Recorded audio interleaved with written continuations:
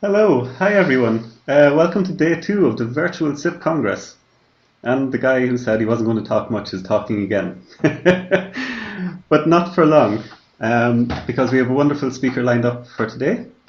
We have Sampath, who's the chair of IEEE SIGHT, and he is going to be talking about all the good humanitarian work that IEEE does. So I'm going to hand over directly to you. The floor is yours. Thank you for donating your time. Thank you, Gerard. Hey, good afternoon, good evening, good morning, whichever time zone you are all in. I'm Sampath Veeraraghavan. I'm the global chair of the site steering committee. So today, I think, first of all, I'm pretty excited to be here joining the IEEE Region 8 Virtual Student Young Professional Congress. It's such a quite impressive international platform to connect with students and young professionals, especially in Region 8. And Region 8 is a very key, region across IEEE with so many diversified cultures and people from different backgrounds are together, coming together to host this great event. So my deepest, appreciation to the organizers of the Region 8 Virtual Student Young Professional Congress first. Secondly, as part of today's, keynote speak, I think I'll be focusing more primarily on decoding, the key IEEE sustainable development programs, where the idea is to actually focus on primarily on what are the various sustainable development initiatives that's been rolled out within IEEE, and what are the opportunities that members can benefit and can participate. So what I would like to do is, as part of this special keynote, I would like to spend about 40-45 minutes giving you all an overall briefing about the various programs, and then I would like to reserve 15 minutes to specifically take questions from the audience and give support you with relevant responses. Okay. So with that said, we'll get the ball rolling. And again, pretty excited to meet you all today. So as I said, will the first, I will divide my this presentation into 4 different segments. The first segment, I think, will focus on to understand what is sustainable development goals it means, and why engineers are very interested to engage in humanitarian activities. In other words, why they are interested to engage in the sustainable development programs. And then we'll do a deep dive into some of the very famous IEEE programs in this specific space, with a primary focus on IEEE Humanitarian Activity Committee and IEEE SIGHT, which is called as Special Interest Group on Humanitarian Technology. And lastly, we'll talk about what are the opportunities to participate, and how you could contribute or how you could become site members and so forth. So with that said, let's focus on the first segment to understand what do we mean by sustainable development goals. Okay. So sustainable development goals, as the name implies, it's primarily focused on 2 different aspects here. One is sustainability, the other one is development, right?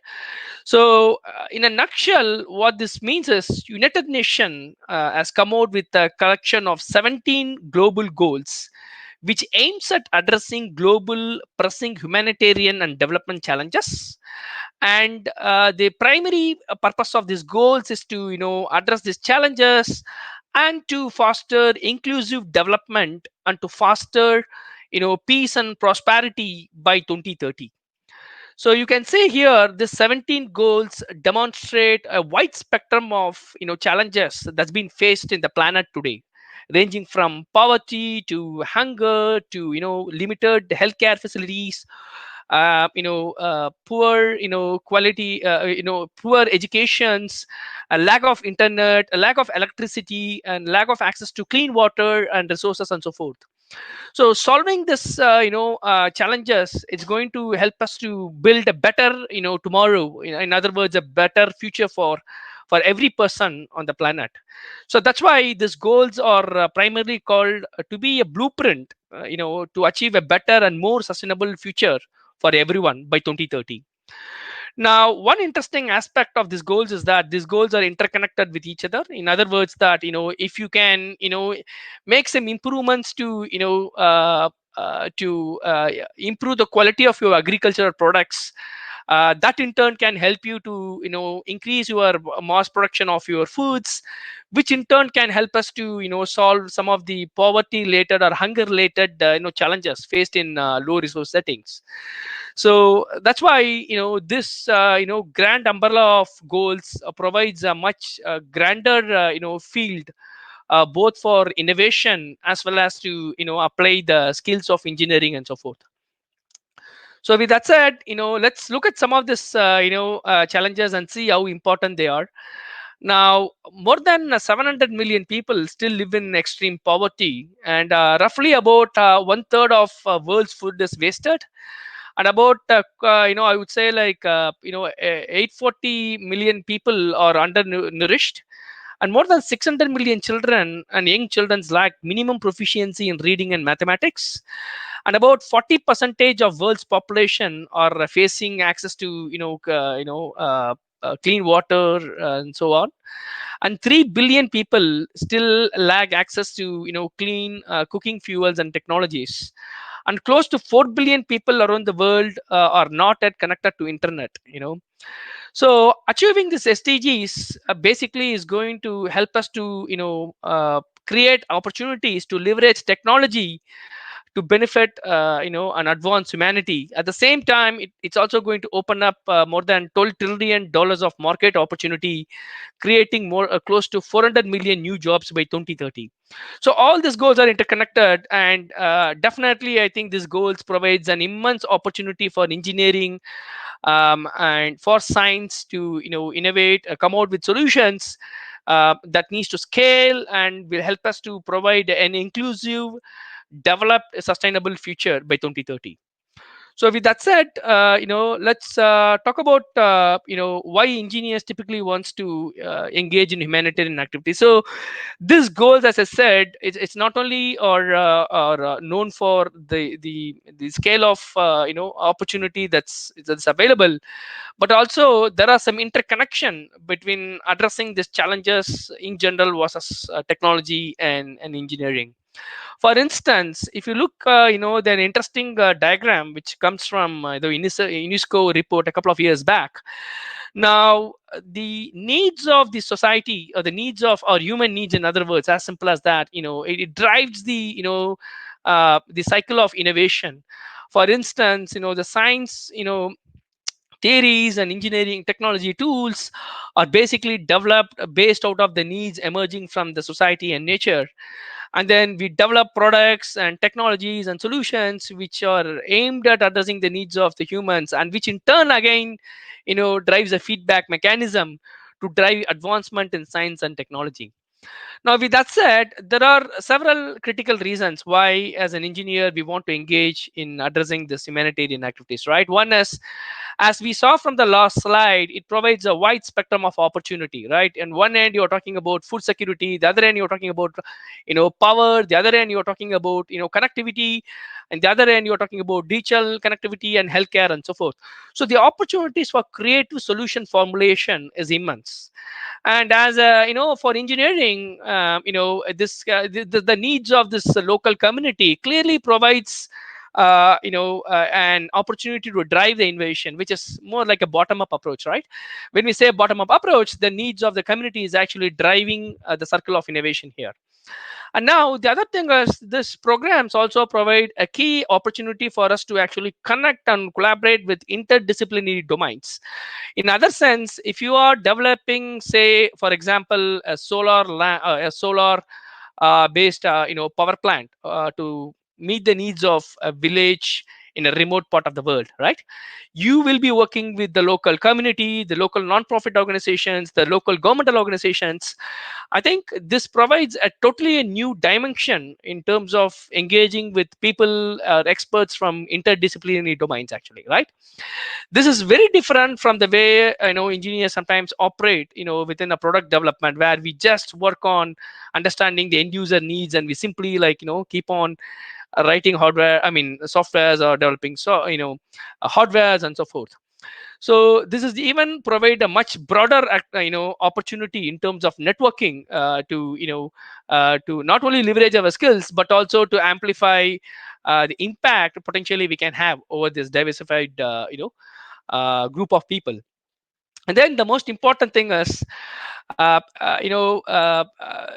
rapid advancement in engineering pretty much control our everyday activity, right? We are living in the age of artificial intelligence, I would say, where the morning songs are played by your smart speakers, and then when you go for a walking, your smartwatch tracks the number of calories you burnt. And then smart refrigerators are available, which recommends you to make recipes, and your GPS system in your car tells you the best route to take for your destination and so forth.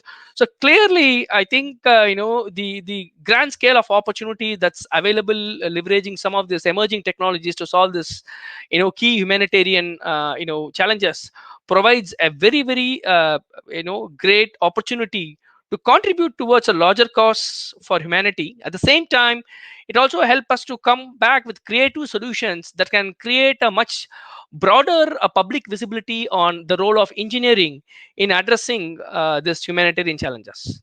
So with that said, let's look at quickly why IEEE has to invest in humanitarian programs. I mean, this is a quick snapshot of IEEE. Probably it's 2 months old. I would say, like, the first thing is the core mission of IEEE is to foster technological innovation and excellence for the benefit of humanity. So that's perfectly aligns with the humanitarian programs, right?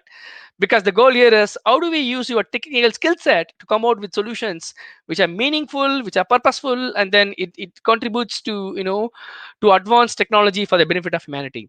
And secondly, IEEE have, like, it's basically the de facto organization when it comes to the professional body in engineering. We have more than 420,000 members in about 160 countries. We roughly have more than, like, 3,500 student branches. We conduct close to 2,000 conferences every year, and we have more than 1,200 active IEEE standards and 200 transactions and so forth. So definitely, I think we can leverage this huge impactful network of engineers to come back with the more impactful solutions that can help us to address these grandest challenges faced in planet Earth today. Okay. So with that said, so few things we'll touch upon here. Why do humanitarian activities even exist within IEEE, right? As I said in the earlier slide, perfectly matches with IEEE's mission. And also with as an engineer, we all have this social responsibility to develop solutions which can help us to benefit people at large. And secondly, we have a promising network, very massive network, and we'll be able to put this network into an action.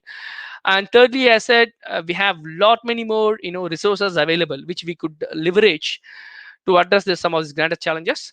Some active programs within IEEE in the sustainable development space, I would say, is IEEE SIGHT, which is a special interest group on humanitarian technology. We'll talk about that more as part of this talk today.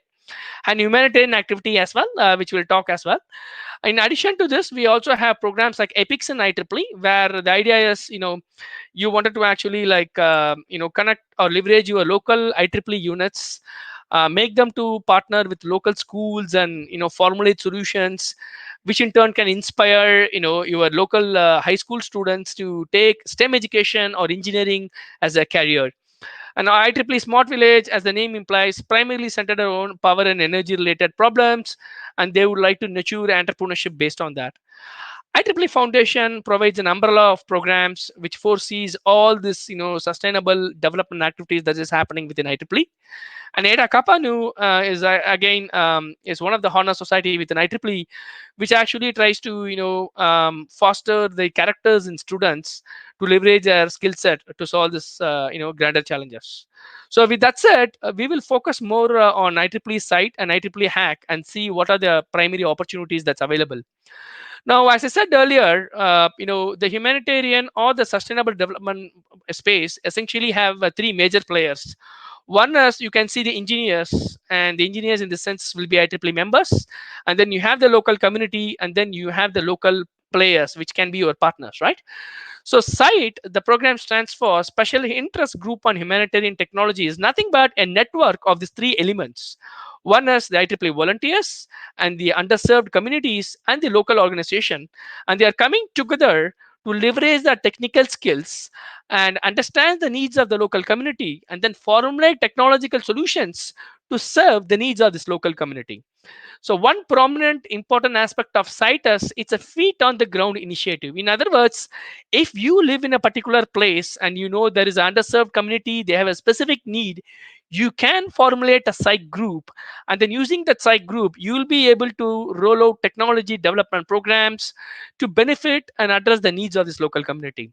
So SIGHT actually is part of a larger program called as Humanitarian Activity Committee. In other words, it's the parent committee.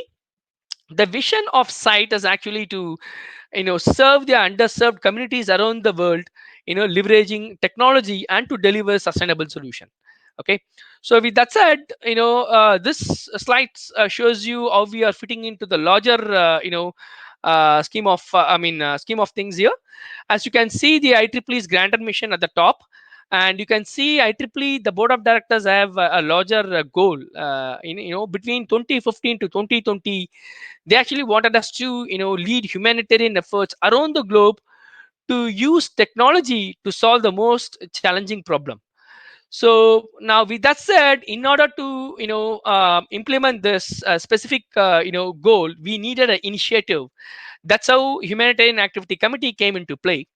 So the goal of the Humanitarian Activity Committee is to basically roll out initiatives that will support the IEEE's board endorsed vision of creating opportunities to enable our IEEE members around the globe to carry out impactful humanitarian activities at the local level.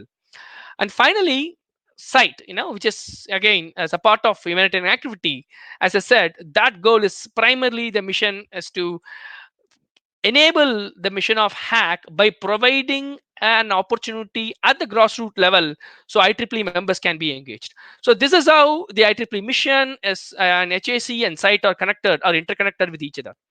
So with that said, let's take a quick snapshot into SIGHT. So SIGHT is fundamentally is one of the most promising and fastest growing program within IEEE.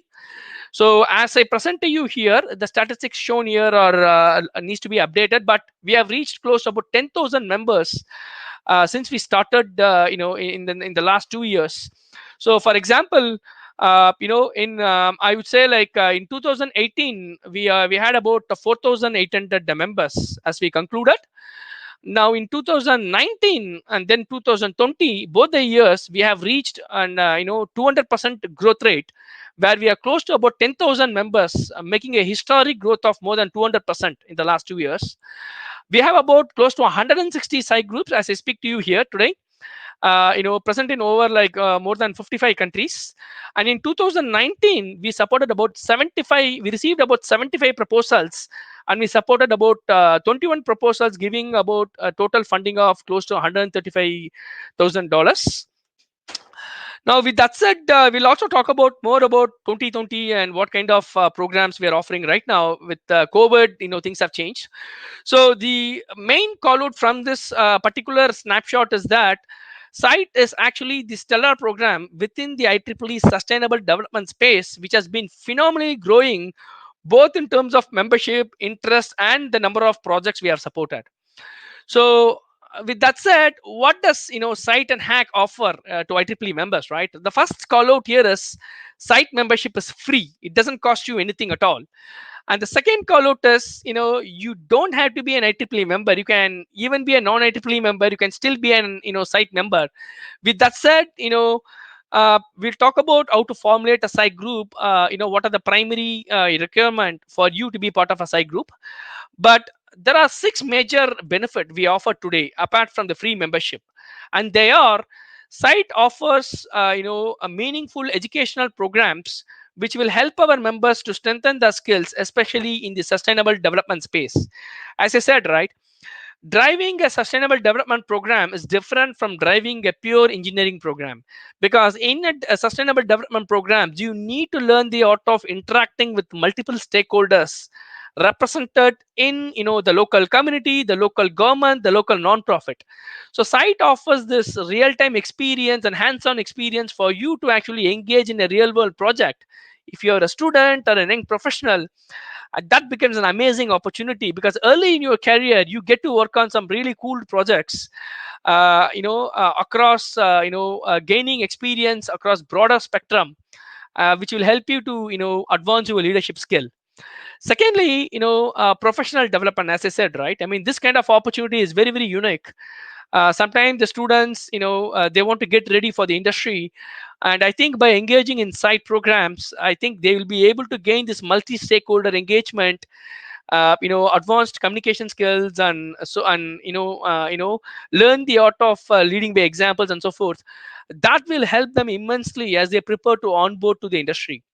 And third thing is for the greater purpose, right? I mean, of course, your technological innovation is going to have a direct impact on probably thousands and thousands of life, right, in your local community. I think that resonates greatly with the larger vision of IEEE.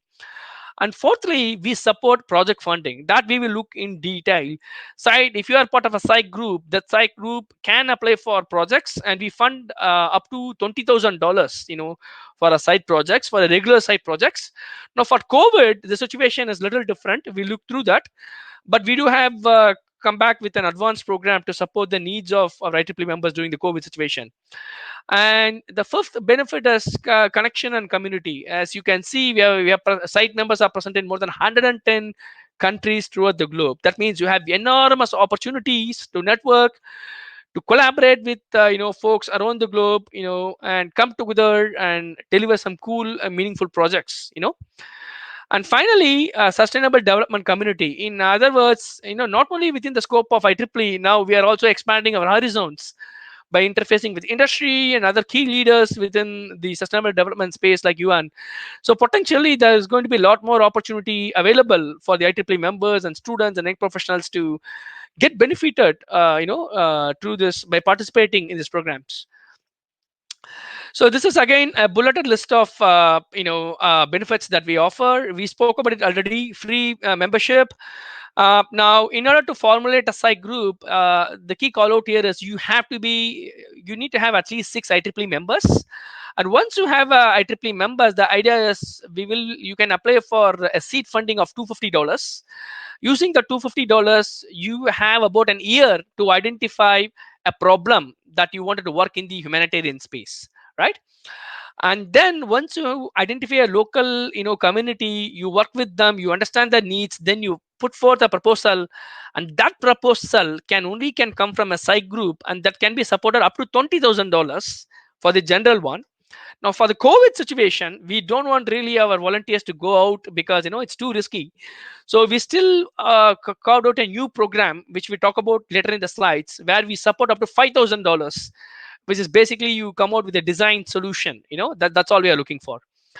And also we have a great suite of educational content in order to train you in driving or executing this humanitarian programs. For example, we offer regional workshops, we offer webinars, we have classes in IEEE Learning Network that you can take today as we speak. That actually will help you to strengthen your skill, basically to how to drive a program in the sustainable development space. And most importantly, we do have a monthly newsletter that goes to over 10,000 members throughout the globe. And finally, we have a pretty active social media group. I have more than 22,000 members, from diversified countries and background who are part of it. So I think all these benefits are coming to you for free, but are only with one condition, basically like have the passion towards solving these grandest challenges in planet, right? So if you are a student member or an young professional, this I think becomes an amazing opportunity for you to actually get involved and get benefited by these programs. Okay, so let's talk about the site group a little bit. I think we already spoke about it. Like you need 6 IEEE members, and in addition to the 6 IEEE members, you can have other non-members as part of your group. For example, the local non-profit or the members of the community and so forth. But it's important, in order for your group to be active, you must have 6 IEEE members. And this IEEE members can be even student members. And the site group, as I said, is only eligible to apply for the site fundings today as we speak. And then you don't need to have a project idea to start a site group. All you need is 6 passionate people, a local community, get the $250 seed funding, and get the ball rolling. That's all we need. Of course, you need to be connected to a local university or a local section or a local society chapter, right? So this is, let's talk about it. There are three different categories of site groups today as we speak. One is at a university level, which can be a student branch driven site groups. The second category is the professional site groups, which are typically connected to your local sections or your local, chapters of some societies. Thirdly, there are some regional level or society level site groups itself. These are the broader three categories of site groups. So site is always attached to an existing IEEE operating unit. In other words, it's either connected to a local student branch, or it's connected to your local section or to a chapter. Okay, so this is broadly about what constitute a site group. And let's talk about what constitute site projects. So we spoke earlier that site provides the feet on the ground initiative, right? So there are three different categories of projects we support today, right? One important call out here is these three categories are primarily based on the fact they are bottom up projects. In other words, it's going to be driven based on the needs of a specific community. What do you mean by that?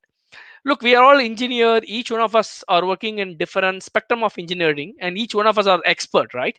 So maybe like one is a great engineer in computer science, one could be an engineer in power electronics and so forth.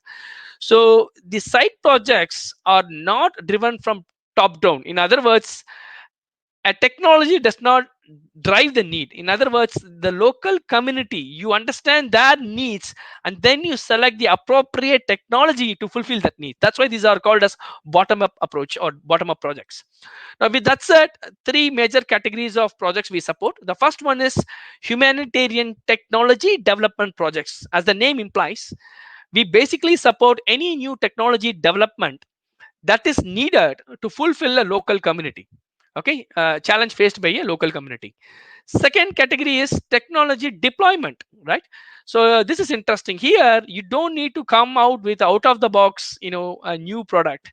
Here the idea is you can leverage an existing technology, but that the existing technology will be customized to meet the needs of the local community. An example could be solar power panels. That's basically it's a form of a technology that can be used in any part of the world, right? But then you need to customize that to understand the needs of the power needs of the local community. So the technology is not something new, but you are just leveraging the same technology, but you're deploying it to address some of the needs. And finally, technology policy. This an example could be a policy could be like, how do you responsibly use artificial intelligence to solve some of these problems, right? So this is an example of that sort. So these three major categories are supported. Typically the projects are 12 months, and as I said, there are four major elements here. One is the IEEE member, the local community, the local partners, and then most importantly, the intersection of how the local community, volunteer, and the partnership fits together. Okay, so this is about site projects, and some examples here. So you can see, we have diversified the set of technology and the needs here. First project talks about installation of solar technology at a healthcare center in Uganda in Africa. And second one talks about rehabilitation for sustainable futures of farmers in India. And the third one talks about how do you create power resources to underserved locality in Peru, based out of an effort from a team in Canada. And similarly we have other projects which covers flood affected region, education, and then power access and so forth. So you can see here, this project site project, the beauty about site projects is that the volunteer and the local communities defines their the spectrum, like they defines which problem space they wanted to work on, right? So this is one category, right? Very generic, right? I mean, basically like you are identifying a specific need and you are identifying the appropriate technology to address that need. So that actually provides a lot of decentralized capacity to foster local leadership building or capacity building. Now, with that said, a few highlights here. I want to talk about elements of a successfully funded site project. So, site, as I speak here, generally we had about a 3 to 4 project cycle every year where we solicit proposals from the IEEE members or the site groups across the globe. But this year with COVID, the situation has completely changed because, as you all know, with a lot of restrictions in terms of mobility, and also not to put our volunteers at risk, we have went to a virtual model this year. But in general, we have about 3 to 4 cycles where we solicit proposals. So here you can see some of the elements of the successfully funded site projects. The first one is clear identification of the local community, who your targeted communities are, what are the needs, how significant their needs are, and who are your partners, right? Which NGO you are working with, what are the responsibilities, and why should you really want to work on this project, right? And then a briefing, high level briefing of your proposed technology, whether you are developing a new solution or you are leveraging an existing technology. And then come with a proper project plan, right? So you are going to work on a project for 12 months. So what is your plan? First 2 months, are you going to work on a design phase, or collecting the user requirements, and you do some sort of design, implementation, test, and then roll this out. And the most importantly, what are your schedules as well, right? What is your budget? What are your milestones, and how much cost is involved? How do you plan to leverage the funding from site? And clearly define the metrics. How do you measure the success? How do you know your project is successful, right? Whether it's actually like meeting the goals that is defined for. And finally, sustainable plan, right? Once you complete the project, you hand over the project to the local community. What is the plan? Is the project is going to be an on-off effort, or the community is going to invest on it and it continues to foster it? So I think a good project proposal consists of the 6 key ingredients that we spoke about. So, and as I said, this is classically represents the major content or the major elements of a successfully funded site project. And with respect to COVID, what we have done is we launched a new revised program in April, and we'll talk about the metrics and how successful this project in the next slide. But I think this project, as I said, we provide up to $5,000 if you are if you can identify a problem that needs to be addressed because of the emerging situation due to COVID, right? It can be education, it can be connectivity, it can be healthcare, and so forth. Now, we already had one round of the specific call for proposal, and this was amazingly successful. We funded about 74 projects in a span of like 3 months. And as I speak, today is the last day to apply for the final round of this COVID support this year. And the details are available here. As you can see, hack.ieee.org funding opportunities, COVID-19 projects. So it shouldn't take much long to apply for it, but it's a very, very prominent and important opportunity that you can leverage. Given in spite of the COVID situation, this program has been a game changer in terms of engaging our IEEE members. Now, a quick highlight here is we received about 112 qualified proposals from 29 countries and 5 IEEE region, which are highlighted here. And you can see we funded 73 projects in supported up to more than $300,000 in 3 months. So this is immense.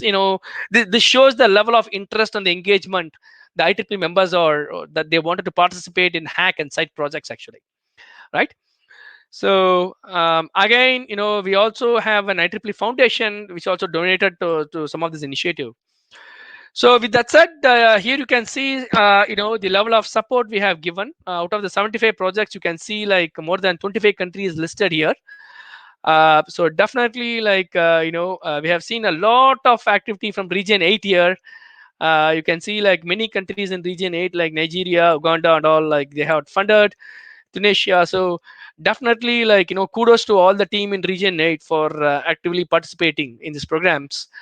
So as we speak, what are we, what are these programs again creating additional opportunities, right? I mean, we don't stop only with the funding. We also created additional opportunities that will help our IEEE members to foster the skill given the pandemic situation. One effort I would want to call out here is the community of practice. Now all these different projects what we have gathered is now classified into 6 categories, as you can see here: medical devices, ICT, community sensitization, infection control devices, and food security. Now, in addition to the regular site projects, this year we are primarily focusing only on the COVID related projects. But with that said, we are constantly reviewing the current situation across the globe, and we may want to open up the regular, call for site proposals probably early next year. But right now, the plan of record is to support as much as we could through the COVID project, actually. Okay. So again, these projects are led by experienced IEEE volunteers, the communities of practice, and we foster community, this different categories of community of practice will enable increased sharing of information, foster best practices, provide guidance, and localized strategies to deliver impactful programs on the ground. So definitely, either, I mean, I really welcome you all to participate in this project, either as a someone who can roll out a project, if not either as a mentor, or even be just to be connected to know what's happening, right? And you can even leverage that skill set to eventually put forth your own side projects in the near term or in the long term. Okay, so few highlights to you. When we review the projects, this is what we look into, right? I mean, what we expect, right? We want to make sure your project is meaningful. So make sure, as I said, you have a community and you have a buy-in from the local community. We really want to understand who are your partners, what are their exact roles, how this project's mission fit into larger site missions, and then to IEEE's mission, right? And also the budget has to match the proposed efforts, right? And we want you to have start thinking about one call out here is we don't fund gifts or honorariums or stipends as part of site projects.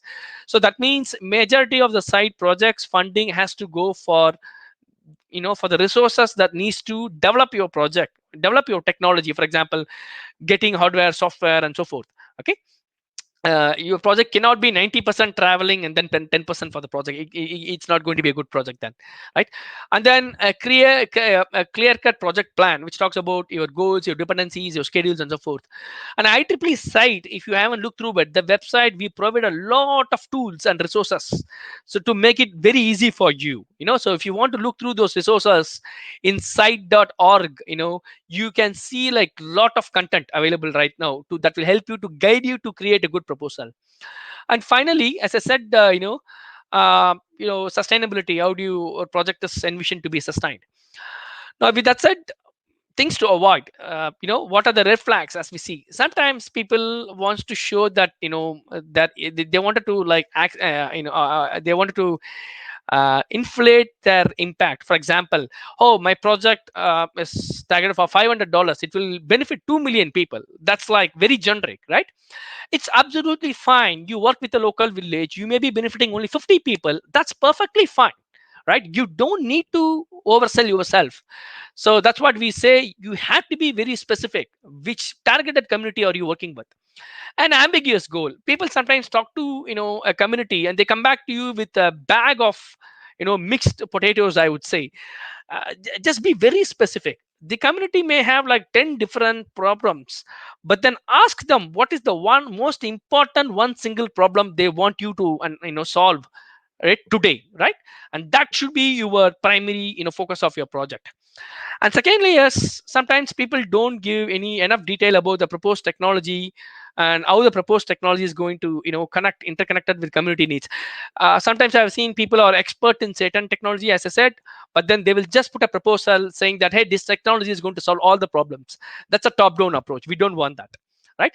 And secondly, as I said, the poor project planning. People don't have a proper plan to tell us, hey, this is when we are going to do a design, this is how we're going to implement, this is our team, this is our expertise, and this is how the metrics to measure the success of our programs. So I think it's absolutely fine. Any projects can have risk, like political risk, execution risk. Absolutely fine. You just need to call that out and come out with a a plan of record. So these are some of the best practices that you should follow and avoid when, especially when you're writing a proposal. So with that said, as I said, today is the last day. So if some of you are still interested, take a look at the hack and site website, and you can apply for it. The one good thing about us, these are done a much expedited manner. So I think in a couple of weeks we will review it and we'll revert back to you with the outcomes. Okay, now I would like to, before I close out, I would like to talk about a few things. How we transformed the site to be the uh, you know uh, uh, to be the most stellar program within the sustainable development space. So I have been the site chair for the last 2 years, 2019 and 2020. As you can see here, we have doubled sites growth both in membership, and then the number of new site groups formulated, number of new projects funded, a number of new programs we launched. For example, last year we launched the programs of site awards. We doubled our growth, both in terms of new membership and retention. So, and we had a specific summit based on Africa. We fostered more than 12 partnerships with leading IEEE societies. We institutionalized site funds, and we had about site day. The first ever site day was celebrated in April, and now we are also planning for a site summit in November or December timeframe. So definitely these are amazing opportunity for people to participate. And of course, if you want a further guidance, you can always reach out to me directly. As well as we organize every 2 months, we organize ask the chair session where you can directly interface with me and ask questions about site, or get guidance on projects related to site. So we rolled out like a plethora of meaningful programs which actually helped us to achieve this historic growth for site in the last 2 years. Now again, as I speak about, the first inaugural site day was celebrated earlier this year. It was amazingly successful with more than 3,000 members participated in the site day in spite of the pandemic situation across the globe. So it's amazing, and I think kudos to the team and all to all the volunteers. And we also provide additional opportunities here. For example, we had a trivia challenge, we had a site storytelling challenge, and we highlighted and delivered the new curriculum and educational content in the IEEE learning network. So these are some unique opportunities for you to participate. And as you can see, over here, site represents a diversified diversity. You can see this picture, suppose how it's truly a global program fostering technological innovations to bring changes at a grassroots level. You can see here a myriad of technological programs driven by IEEE volunteers across the globe here, ranging from UK to Ecuador, Uganda to Bangladesh and so forth. Again, more slides. And here we also talk about many partnership initiatives were launched last year, and we are continuing to work with many leading societies this year, so that we could roll out many joint programs in 2020 and beyond. So with that said, I would like to appreciate and thank my steering committee as well. I mean, these are the key people who have been very phenomenal when it comes to helping me to work with me and deliver this grander vision for the IEEE members, and work for the IEEE members and be there for them. So with that said, let's the last two slides is basically like, hey, okay, you heard all great things about IEEE humanitarian programs and site and so forth. I mean, what next for me, right? You can become an IEEE site member today by registering, in the site website, right? Second thing is, if you're already an IEEE member and you understand there's a need, put forth a site group, apply for the $250 funding, and then if you already have a site group, then formulate a program and then apply for site funding, right? uh, or if you already have a success story, share with us. We will love to profile you in our newsletter, social media platform. We have a site award that's coming up shortly, apply for it and so forth.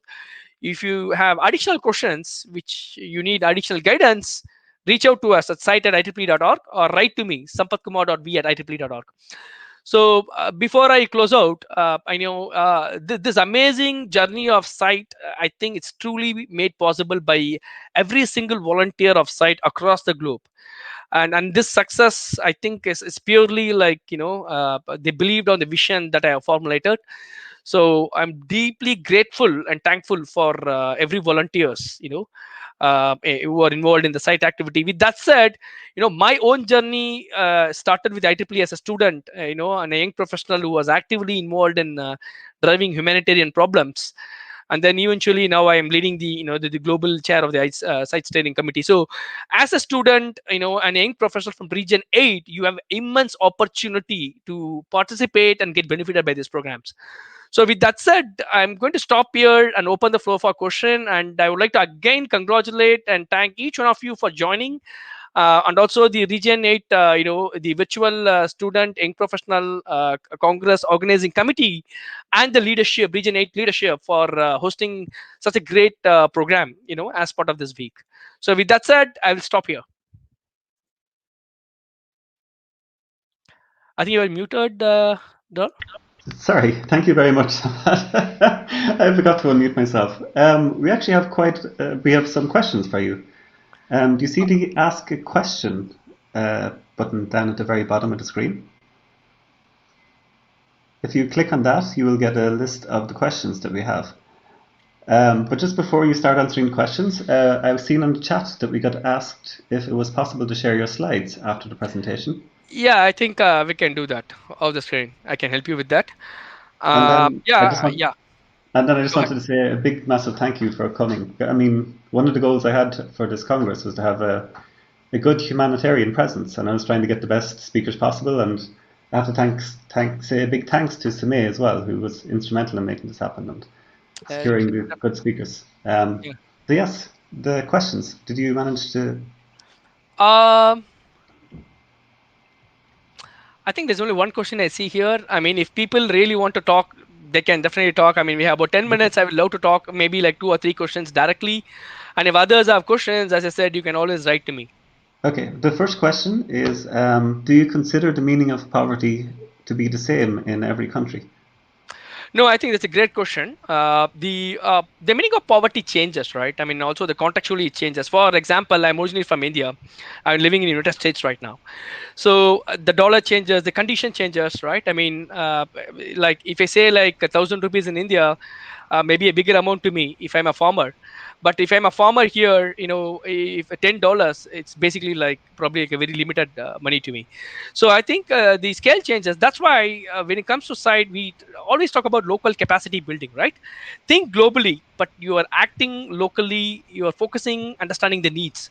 So I think in the context of poverty, it's always has to be regionalized, and that's how you can really come out with meaningful solutions. We can't really have, I mean, if you take one single yardstick, maybe we can give that a statistically saying that, hey, yes, for this dollar amount we can go it. But I think in order for us to deliver really like impactful work locally, we need to measure at locally, right, and assess is based on the local conditions. Thank you. The next question is: how can we prevent humanitarian activities of being used for other purposes of any type, for example, political purposes? Fantastic. That's what the first line of your question itself answered, that humanitarian, right? That's why we call you to do perform two things, right? It's a great question. So when you drive a humanitarian program, right, there are like I mean, 6 aspects to it. That's why we ask you to do pestle analysis, political, environment, science, technology. There are many factors to it. Now, the second thing is the first keyword, as I keep on emphasizing during my conversation, is that community need, right? If your projects does not demonstrate the need of a local community, then it's not a bottom up project, right? Then it can be anything, it can be political, it can be other things, right? So clearly it does not come under the humanitarian program. What you need to be aware here is the local sensitivity, right? I mean, there is cultural context here. There are local regulations here that you need to make sure you account as you formulate a project. For example, if you're working on a healthcare project, right, as an engineer, we may be developing a solution, but we have to go beyond the thinking, saying that don't only look at the positive side of your technology, look at the negative side of your technology. What happens if there's a data breach? Am I dealing with young children and young kids, right? What happens if this information about the kids and the children get in the hands of human traffickers and so forth, right? What are the measures I can do? Can I encrypt the data? Can I restrict the data? I know you guys are living in region 8 and you have GDPR. So some of the countries don't have GDPR to provide the local data privacy. So I think we have to think a little bit big here and make sure holistically from a 360-degree angle. If you take all this element, the geopolitical, the socio-economic factors and everything into consideration, the primary purpose of your project has to be the community needs, and that has to be the soul and the heart of your project. So that's one measure. And the secondly, when you perform your pestle analysis, you will call out what are the risk. Actually, that's one way to put mitigations in place to capture such misuse of such programs in place. And of course, from IEEE standpoint, all the projects will be reviewed by the operation, the Office of Risk Assessment. So they will put a different lens to look through what are the major issues that potentially can arise out of. And we also have an assessment team and a project team that also will vet through closely some of these factors in your proposal. Thank you. Is there an educational program that helps a new site group to get involved and to work smoothly? Yes, of course. So we have about 6 educational content or course material available in IEEE Learning Network today. Definitely, I would encourage you to go and take that. In addition to that, site website, if you go today, site.ieee.org, you can see site tools. And thirdly, if you're really passionate, write to me. I'm here. I will be happy to set up a session for your team. I can deliver a talk for your team, guide you, whatever help you need. Just remember, my role as the global leader of this organization is to serve you all. I'm here to serve you all. So we are here for you, to serve you and travel, make sure we can travel and take you all in this train. So write to me if you need any help or guidance on that front. We'll be more than happy to support you with that request. Thank you. What are the main criteria for projects selection? Great. We touched upon few projects criteria in my presentation. I called out some best practices. For instance, foremost thing is have you a site group in place, and second thing is understand your local community. And as you start, and then if you follow the IEEE site projects website, it will ask you some fundamental questions like project plan, your budget needed, what are your metrics, and so forth. So if you take that example and walk through, that will help you.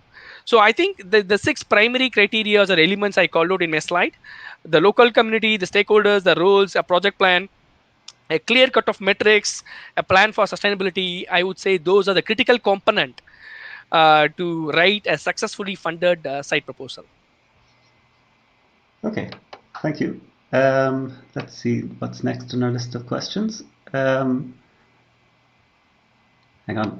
Can we open a site group within a student branch chapter? Of course, definitely. I think you could do that. I mean, like the only call out here is site is a separate operating unit. So you need to make sure that you have a student branch advisor who is assigned, because sometimes in student branches every year the student graduates. So you want to make sure your site group is continues to be active. A site group become dormant when it does not have 6 members on it, IEEE members on it. So you want to make sure that you have a game plan, and you continue to have students and an advisor who possibly will have a better continuity to do it. So it's absolutely you can do it. Thank you. How can IEEE follow up site projects? Great question. We have an assessment team, and Sime was actually last year leading that effort for us. So usually when you drive a side project, we ask you to submit an interim report. Actually, it depends on your duration. For COVID, say in 3 months or 4 months, we ask you to give a report. So sometimes people start with certain expectations, saying that, hey, we will complete in 12 months. But you remember, any project, you wanted to measure the project as it executes, right? You want to monitor it carefully. So you will submit an interim report. And then, of course, if there are some roadblocks that you face, for example, nobody saw COVID coming, right? If somebody came last year and tell us like, hey, there's going to be a virus and all of us are going to stay home for a year, close to a year, and everybody could have laughed at it and said, this is a Hollywood movie, man. Get away with it, right? But it's happening, right? So when it happened, that's why we need to be prepared for the worst case. That's why SIGHT as a program, under my leadership, we quickly thought through the pain points and we quickly gave extension for all the existing projects. At the same time, we went virtual this year. That's why we supported up to 74 projects, and received about 130 plus projects, right, in the first call. So I think, there are different elements or mechanisms to measure it. And then in addition to that, when the project is done, we do have a separate assessment committee which sits with you, take a closer look, and we measure whether have you delivered on all the promises what you made when you got the money. So we really want to make this to be an enriching experience for you, and we will provide the maximum support as we guide through you all as part of this process. Thank you. What are the common reasons that projects don't get supported or funded? Okay, I think I spoke about that a little bit. One is doing the Big Bang theory, right? I mean, somebody coming and saying like, "Hey, I give me $200, I'm going to benefit 2 million people." That's probably not like, I mean, you don't need to inflate, as I said, right? Be specific, right? Specificity is important, right? And second thing is, funding sometimes are primarily for gifts and for salaries. We don't fund those things. Poor understanding of the local community or identification of local communities, poor metrics, project plans, poor KPIs and limited information. So these are, the gaps actually. So if there is a limitation of information in all the 6 elements that I called out, that's likely to fall into the category of being a project which lacks information. So Great.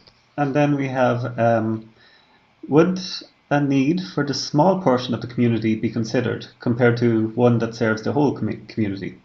For example, technology that assists a local school to provide clean drinking water in the local school. Oh, can you repeat the question, Gerard? Sorry, I missed you. Yes, sorry.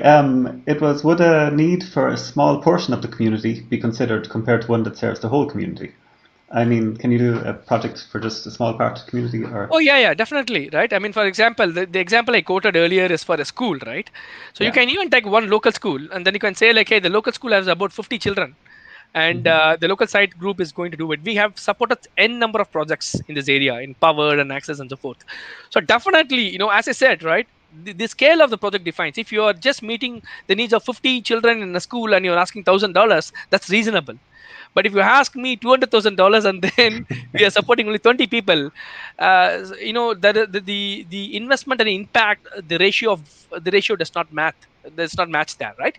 So definitely, I think you have to be specific, and based on your specificity, your budget reflects and being reasonable, you have a better chance of getting funded. Remember, we support from $500 to $20,000. So that means, it's the applicant who defines the scope, right? Yeah. Yeah. Great. Thank you. I think that's all the time we have for questions now before we move over to our next session Okay. with Lavia Dinka. Okay. I just wanted to say a big, huge thanks again for donating all your time, and I'm really proud of all the work that SIGHT does. I mean, it makes me proud to be an IEEE member. So Thank you, thank you Gerard, for and everything. thanks to you, Adam. I know you both have been like such a great colleagues to work with, and Sime as well, for inviting me here. And kudos again to all the participants today on this call. I think Student Young Professional Congress is an amazing program. I'm very thrilled to see you all attending this, and thanks to you for spending time in the last hour with me. And as I said, if you require further support, write to me. And we are here to help you and serve you all. So with that said, stay safe and healthy, and I wish you all very good, any part of the world where you are. Looking forward to partner and work with you all as part of the site story. Okay, thank you. Thank you very much. Goodbye. Thank you, everyone.